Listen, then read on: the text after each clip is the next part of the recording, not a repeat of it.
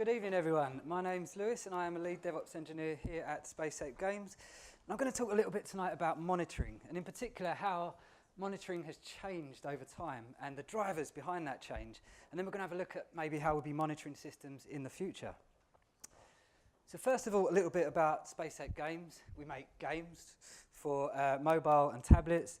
We're a fairly young company, about 4 years old. We're up to about 100 people, divided into several full-stack teams, each with the goal of building fresh, innovative new titles. So monitoring then. I want to talk about how monitoring has evolved against an ever-changing technological backdrop. And this is the backdrop that I'm talking about. It's kind of... Hello? It's a timeline, and it shows an evolution towards abstraction away from the physical hardware that's actually running our systems. So you can see we've got bare metal on the left there, where there's obviously no abstraction. VMs provide the first layer of abstraction. Cloud comes along and abstracts the entire data center, and then latterly we're seeing a move towards containers and serverless.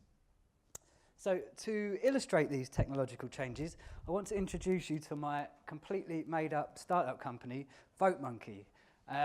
VoteMonkey is a vote counting app that we're going to sell to TV programs and such. And we started VoteMonkey 10 years ago, before cloud computing, before the credit crunch, before the iPhone even. And this is how our infrastructure might have looked back then. So it's a lamp stack, because why not? We've got 2 servers in a data center, cabled up, plugged in, and we've carved it into 4 VMs using VMware or something like that. And you can see we've got 2 VMs dedicated to MySQL with master and slave replication, and 2 running Apache and PHP, and we'll probably load balance the whole thing with round-robin DNS or something. But how would we monitor a system like this? We'd probably use something like Nagios.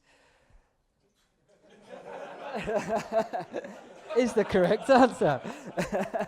So Nagios was one of the first generation of web-based monitoring tools. Zabbix and Hobbit or Xymon or others that spring to mind. And we'd probably use it to monitor things like CPU, disk and memory, and maybe even get us out of bed if one of our VMs is using too much CPU or something. Does anyone here use Nagios? I'm judging by that groan. Not too many. Oh, some do, some do. So Nagios, it's fair to say, at that time won the monitoring space race, and it became a de facto tool in operations teams throughout the world. But it wasn't without its complainants. People would complain about the UI, I can see what they mean, about the configuration language. The chief complaint was that Nagios doesn't scale. And of course you can make Nagios scale. We've all got friends who know people who are monitoring tens of thousands of servers using Nagios. But I'm going to stick my neck out and say that it doesn't scale. It doesn't scale in the infinite and arbitrary way that systems that we design today do.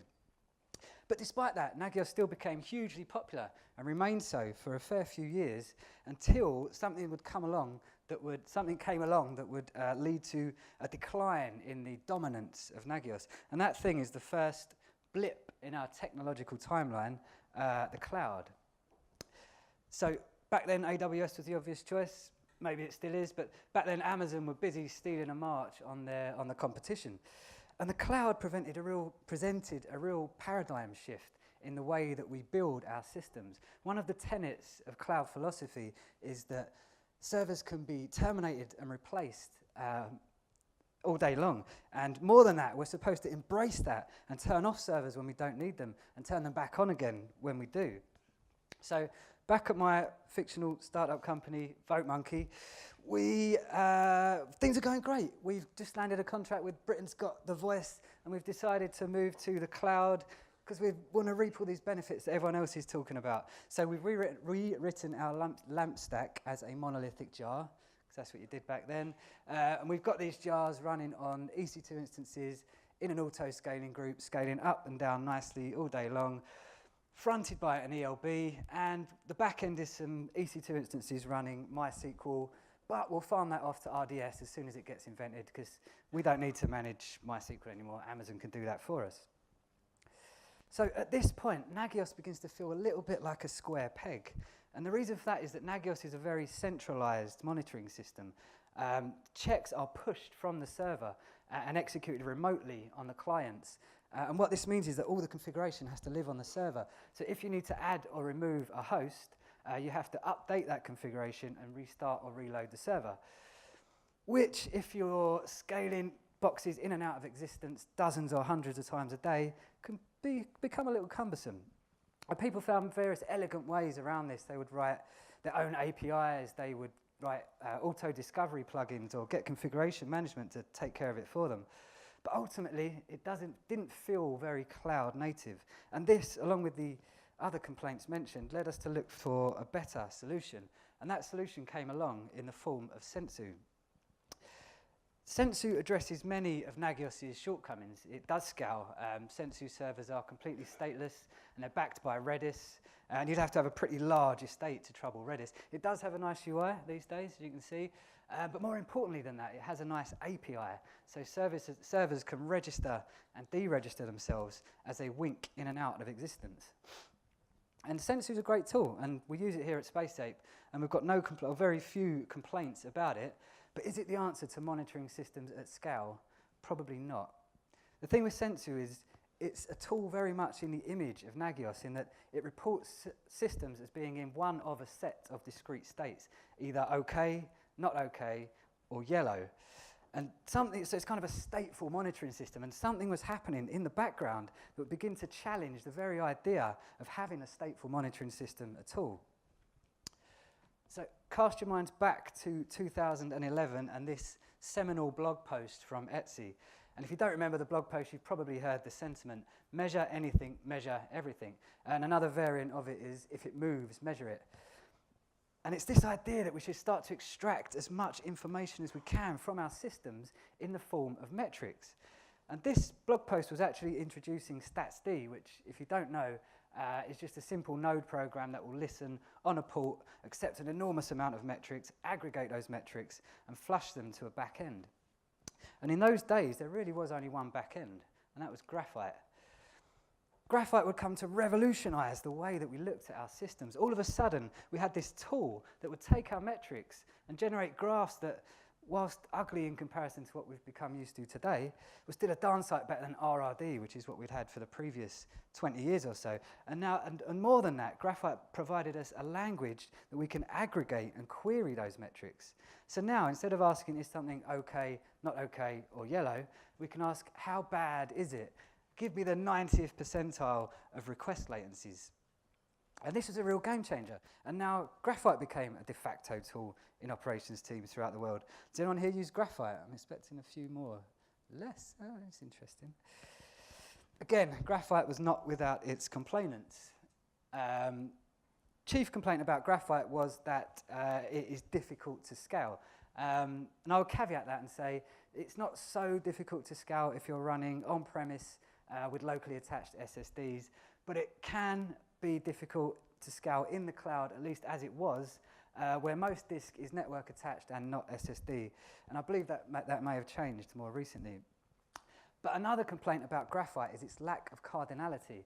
And I just want to take a few minutes to explain this, because it relates directly to the next big wave of change that was about to hit us, which you probably just saw the slide, is containers and microservices.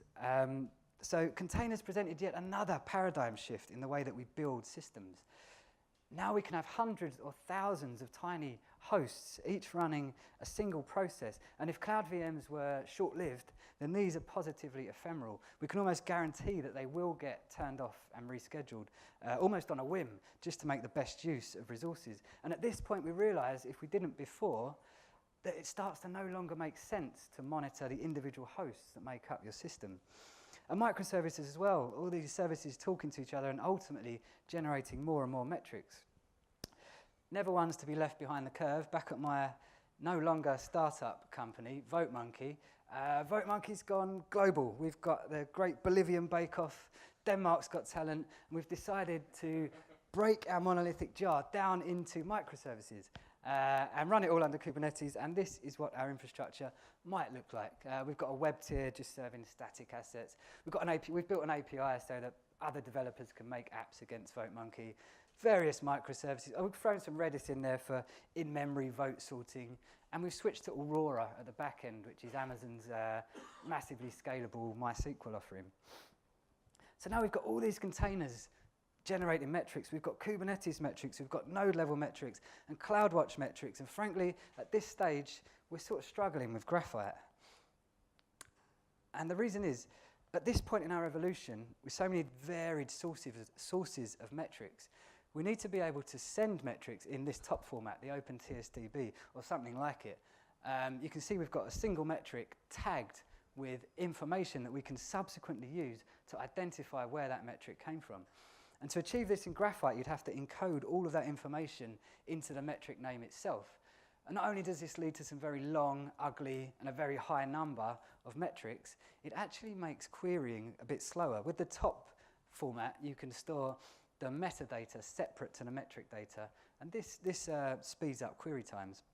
And I think it was this, along with the perceived difficulty in managing a Graphite cluster, that led us into the next phase of metrics and monitoring, which I'm calling the rise of the SaaS.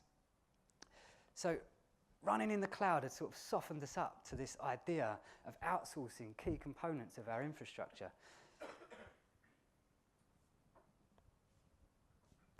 And this other idea began to take hold, that we should concentrate only on the things that make us a key differentiator to our competitors. And this was actually a decision that we came to here at SpaceApe 3 years ago. We decided we didn't need the headache of managing a Graphite cluster. We wanted to concentrate on making games and making the infrastructure to run those games. And so we outsourced our metrics to Wavefront. And it's a decision that we've been more than happy with ever since. Sam sort of mentioned earlier, apart from anything else, Wavefront can manage a metrics platform far better than we could ever attempt to. And I think many people came to the same conclusion, and that's why we start to see this proliferation of SaaS-type metric providers. And they all have slightly different offerings, but one thing that they all have in common is that they all offer us a way to alert on conditions of our metric data. So this is the Wavefront Alert UI. They will allow us to alert on conditions of our metric data. So now we can be told if the 90th percentile of request latencies breaches a certain threshold. But also, we can be alerted on the absence of metric data, which might suggest that the sending system is down. And when you think about it, this is kind of what we got with Sensu and Nagios before. And now people are beginning to question the need for a stateful monitoring system at all.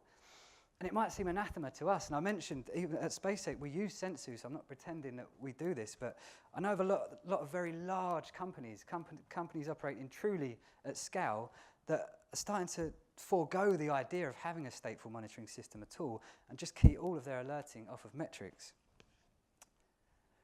So I think that brings us up to the present. Our infrastructure has evolved such that monitoring the individual components no longer makes sense, and we have to take a more holistic view and alert only on the things that we really care about.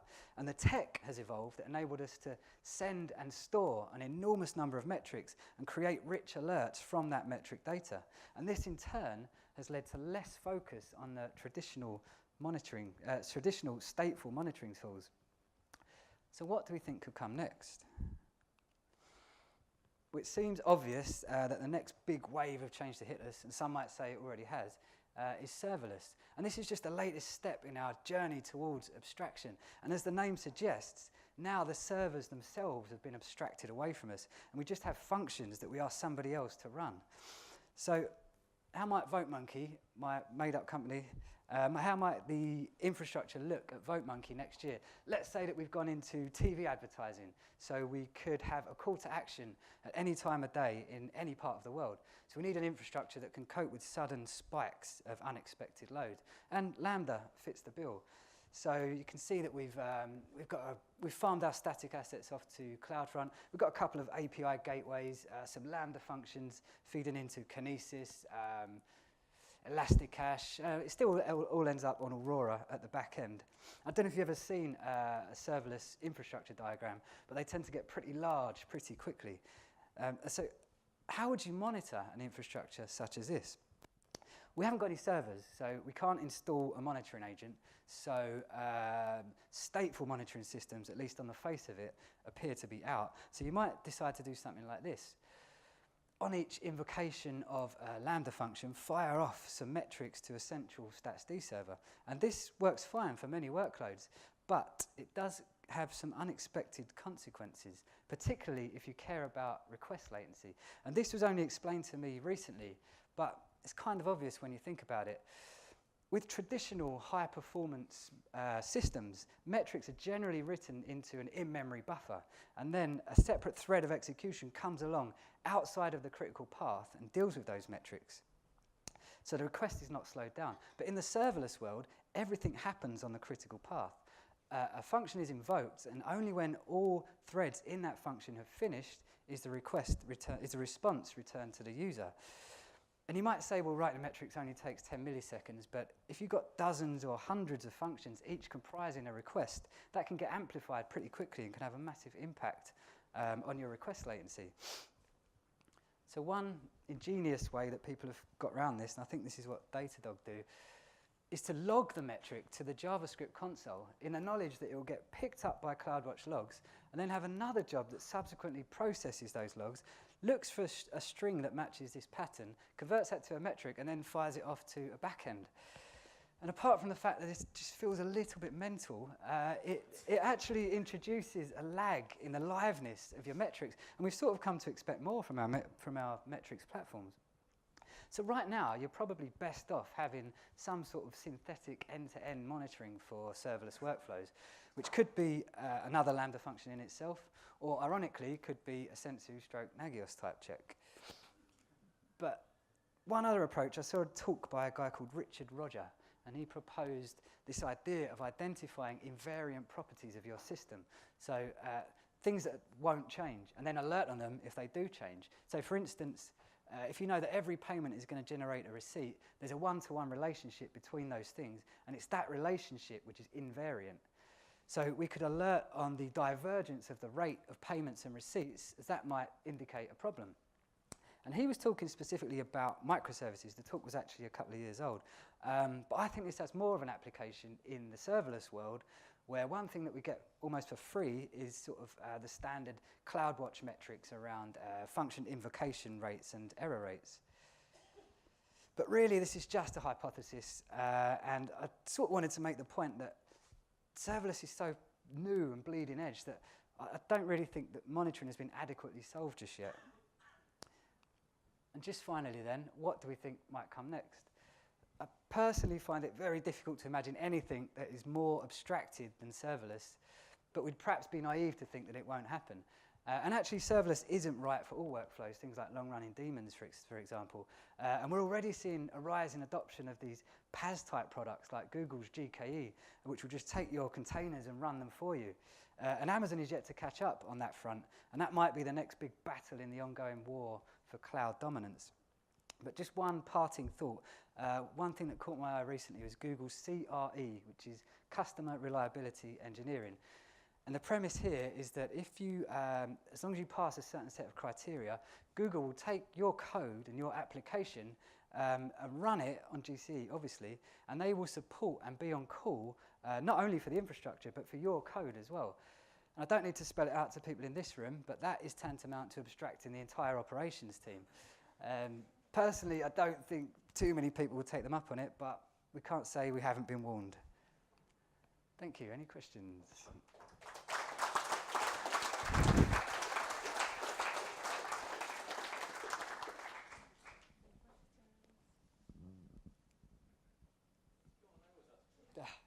There's always someone who can ask a question. It's going to be about Nagios. Nagios, yeah, well, there are certain people who Nagios, going on to Nagios is an interesting thing because they've never had any monitoring, so something which is 10 years old is at least something. Sensu, how would you go around, if you have got Nagios monitoring, moving directly to Sensu? Because you've just said it's a good one, so how would you do that? It's sort of a drop-in replacement because it sort of the checks follow the same syntax in that the exit code of the checks that you write dictate whether a system is okay, not okay, or yellow. Is this working? Yeah. And so it's not such a stretch to port your Nagios checks over to Sensu.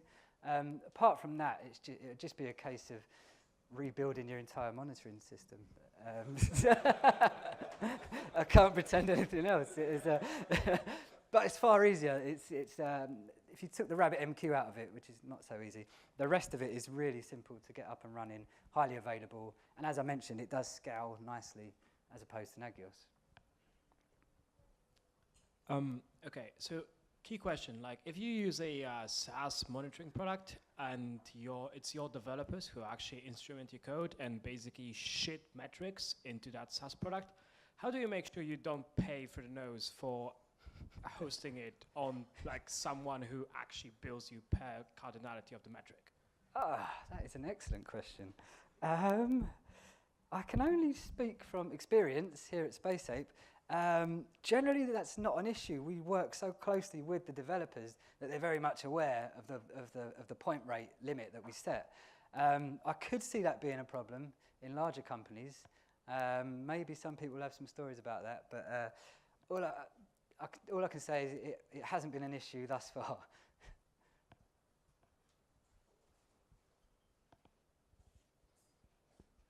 Cool. Cheers. It's you. Hey, yeah. No. Do you alert from Wavefront and Sensu, or just from one, just from the other? How do you manage alerts that may come from both? At the moment, we alert only through Sensu, but we have checks in Sensu that pull down Wavefront alerts and then alert us according to those. It's probably not the best way to go about it, but that's how we're doing it at the moment. So once you get those alerts, which escalation provider do you use? Do you use like OpsGenie, PagerDuty, like which one of them? OpsGenie. Works well for us, yeah.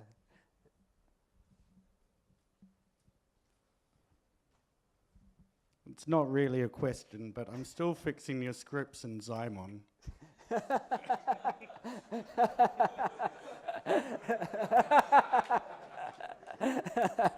Yeah, we'll talk after.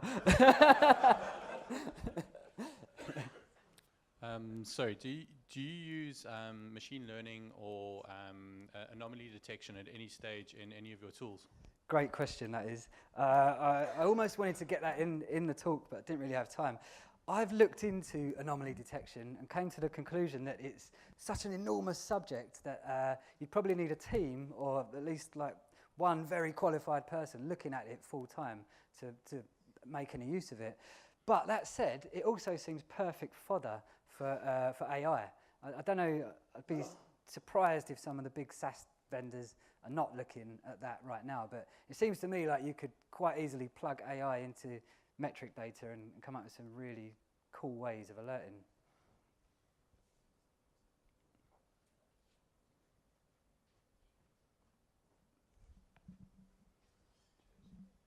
I found your slide on the invariant monitoring very interesting. Do you have a recommendation on how you go about monitoring in that manner? So I was talking with regard to serverless. You could just, if you knew that a particular Lambda function should generate, in that example, should have a one-to-one relationship with the other, it's fairly simple. I know Wavefront, for instance, you can pull Lambda, I call them the standard CloudWatch metrics, which is sort of the invocation rates. You can pull those into Wavefront, and you can fairly easily set up an alert that on the divergence of those two things.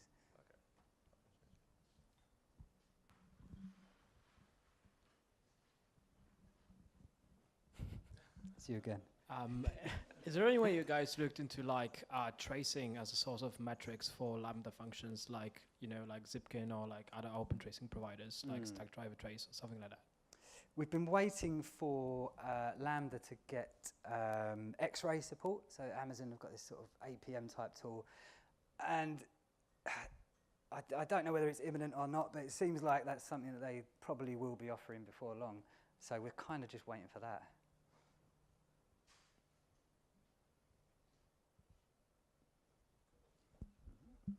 Oh, thank you very much, Lewis. Cheers. Thank you.